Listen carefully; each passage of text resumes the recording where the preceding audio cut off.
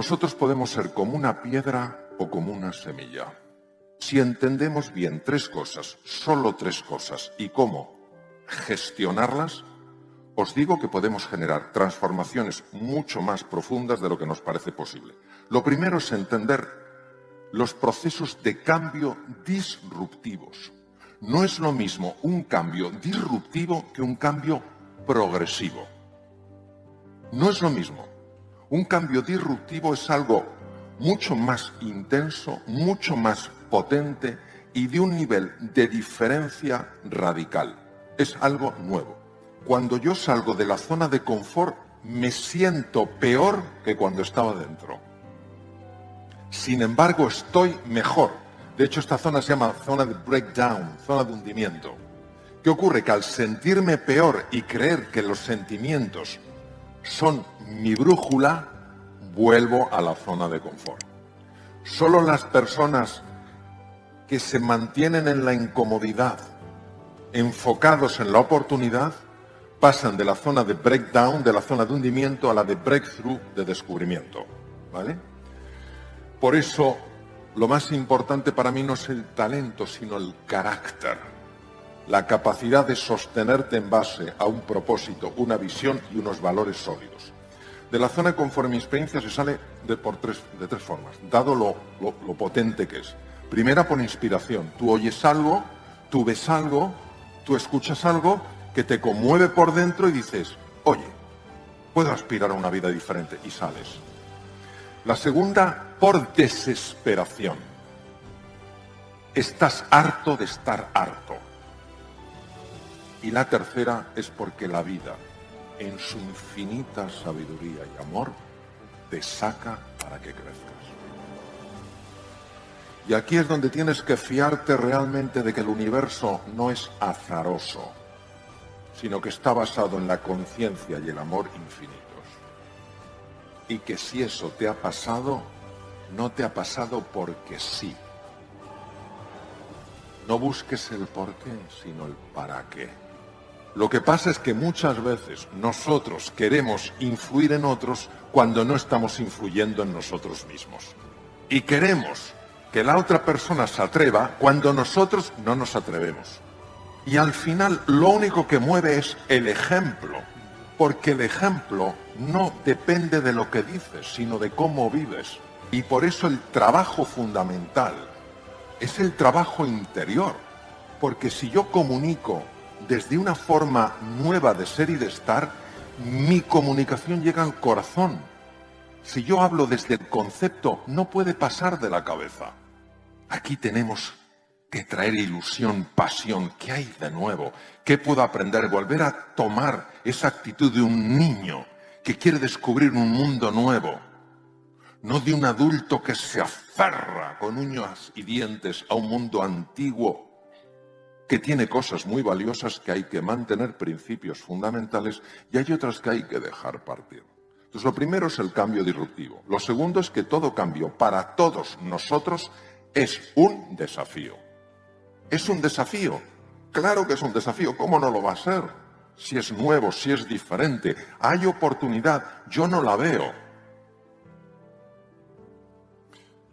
Y el tercer elemento es el potencial. El potencial es algo que está clamando dentro de ti para salir, desplegarse y florecer.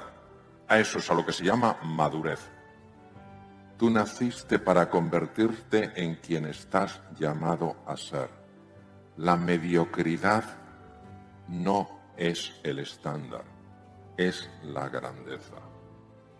Y cuando tú conectas con tu grandeza y la expresas, estás inspirando a otras personas, porque lo que más te importa en ese momento no es brillar, es iluminar. Tenemos que entender también nuestro potencial, cómo aflorarlo, qué sesgos inconscientes evitan que afloren. Hay una frase de San Juan que yo la tengo muy, muy presente. Esta frase es: la verdad os hará libres. La pregunta es: ¿quién de verdad quiere conocer la verdad? Casi nadie. Nos tenemos que querer en nuestra totalidad, no solo la parte nuestra que nos gusta y dejar fuera la que nos disgusta. Razones y excusas por las cuales los seres humanos, ante cambios, sobre todo disruptivos, no queremos saber nada. ¿Podemos ser conscientes de ellas o no? He estado reflexionando durante tiempo cuáles son las excusas que veo que con más frecuencia ponemos en los cambios. Primero, estoy muy cansado y además ya soy mayor. Estoy muy cansado y además ya soy mayor. La segunda es, realmente no es tan necesario. Un poco de exageración, un poquito de drama, no es para tanto. Tercero, es demasiado difícil. O sea, imaginaros esta combinación, es demoledora. Soy mayor, no es tan necesario, encima es difícil. ¿Quién lo haría? Nadie. Ya lo intenté en el pasado, algunos cambios, y fracasé. Como si el pasado pudiera determinar el futuro sin que tú lo elijas. Podrá condicionarlo, cómo no, pero determinarlo. ¿Dónde está entonces la libertad del ser humano si pensamos así? Me faltan capacidades y habilidades. En estudios que se han hecho, por supuesto anónimos, muy amplios, el 98% de los encuestados han mostrado, y por supuesto podríamos estar nosotros entre ellos, problemas serios de autoestima. No nos estimamos lo suficiente. ¿Por qué? Porque solo nos quedamos con lo que nos gusta y lo que no nos gusta de nosotros lo apartamos, lo rechazamos. El amor es digital. ¿Te amas o no te amas? Es como el embarazo. No conozco ninguna dama que le preguntes ¿estás embarazada? Y me diga medio. Eso existe, ¿estás o no estás?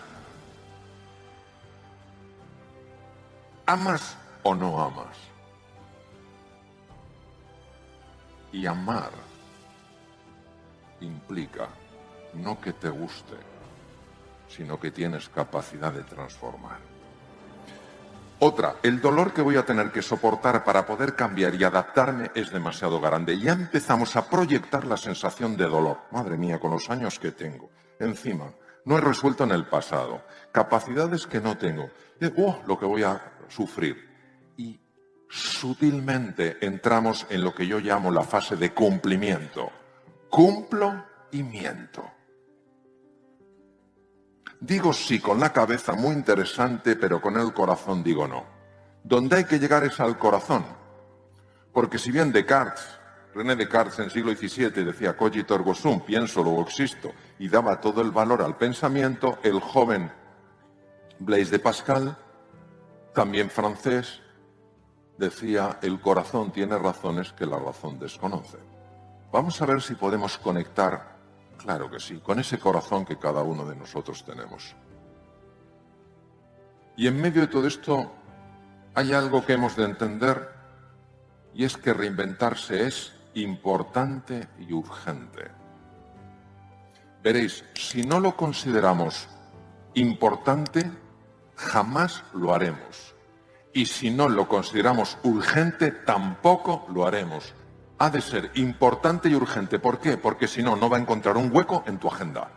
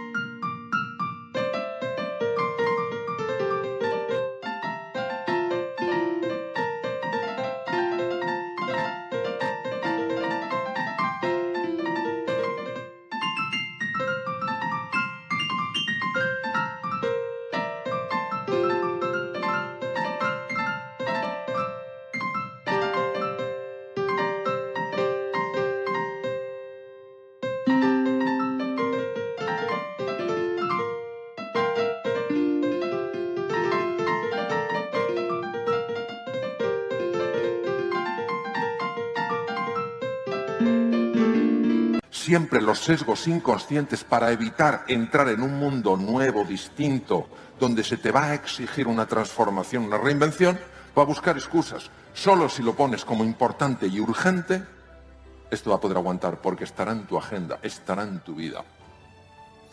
Hemos de aprender a superar nuestra marcada resistencia a ciertos procesos de cambio que tal vez nos hacen sentirnos vulnerables e indefensos. Tenemos una gran dificultad para aceptar nuestra vulnerabilidad. Queridos, estamos llenos de fragilidad, llenos de vulnerabilidad, llenos de menesterosidad. No pasa nada, es también parte de nuestra grandeza.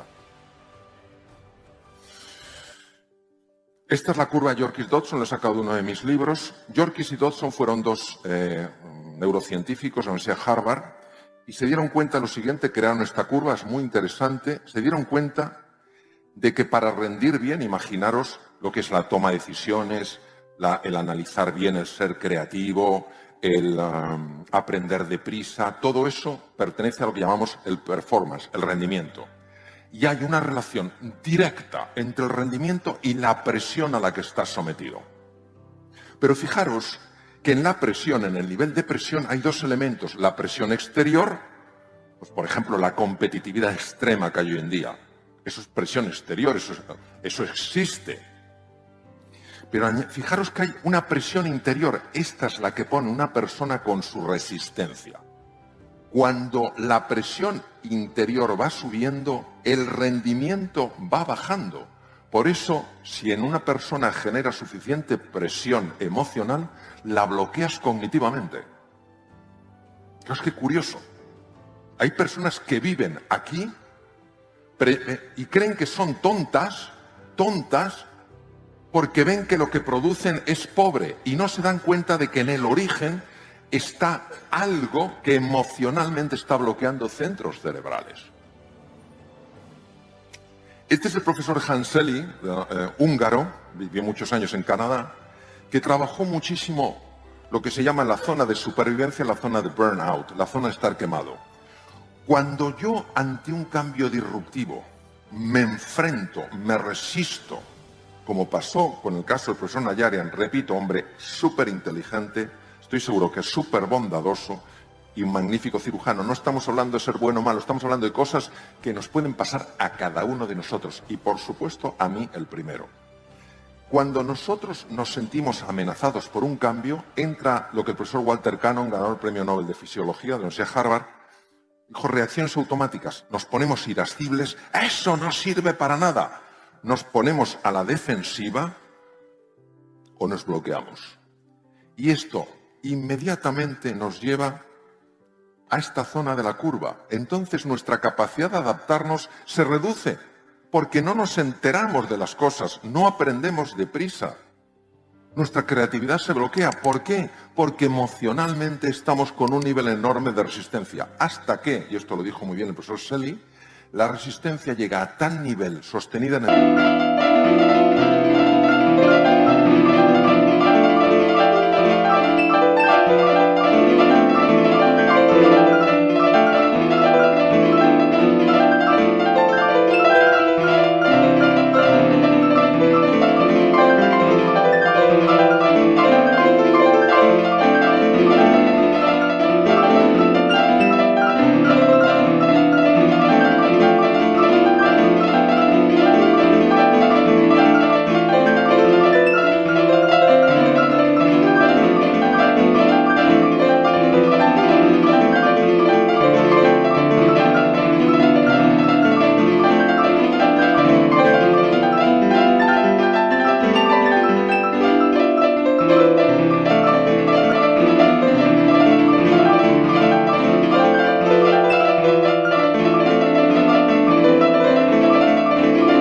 tiempo que te hundes.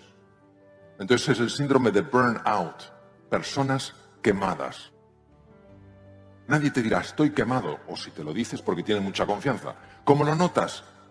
Estás agotado. No tienes ganas de hacer nada.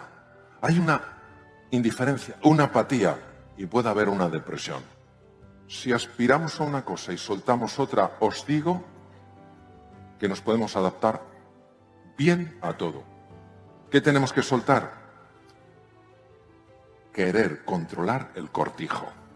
¿Y a qué podemos aspirar? Pues sencillamente todos a descubrir, a mejorar, a aprender, a contribuir y a ayudar. Es un cambio completo de foco del ego al ser, la S con mayúscula.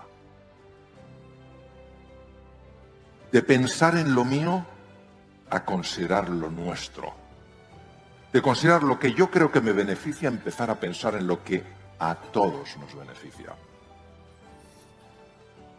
Mira qué cosa más bonita, en la naturaleza está. Hay mucha gente asustada que no quiere abandonar su zona de confort, lo que le ha dado seguridad, estatus, reconocimiento durante tiempo. ¿Qué les está contando la madre a los patitos? ¿Les está obligando, les está sacando a patadas del nido? No, les está inspirando. ¿Cómo les inspira? Les está diciendo, os estáis perdiendo un mundo de posibilidad. ¿Creéis que el único mundo que hay es esa caverna en la que vivís? No, durante un tiempo fue necesario para que crecierais en seguridad. Os estáis perdiendo un bosque, la naturaleza, los ríos, los arroyos, los lagos, el mar. Os lo estáis perdiendo vivir en libertad. Y por eso ellos, inspirados, son capaces de superar el miedo. El miedo se supera con curiosidad y con inspiración. Y para eso hace falta líderes como vosotros. Personas que estén dispuestos a dar el primer paso, aunque no sepan, como decía Santa Teresa, aunque no puedas. ¿Por qué? Porque cuando tú das un paso hacia adelante, la providencia, ya lo decía Goethe, también lo da. Si tu verdadera intención es ayudar a otros seres humanos, encontrarás dentro de ti el potencial que necesitas. Porque eso es como la capacidad de volar dormida en el gusano. Hay que creer para poder crear. Y vamos a encontrar la sensación de vértigo, la sensación de incertidumbre. Fíate de la vida en mayúscula. No te va a dejar solo. Irás aprendiendo, te darás porrazos, te levantarás. Habrá personas a tu alrededor que te ayudarán, que en lugar de juzgarte y señalarte con el dedo, te ayudarán con su mano a que te levantes. Y tú harás lo mismo por ellos. Imaginaros lo que es eso.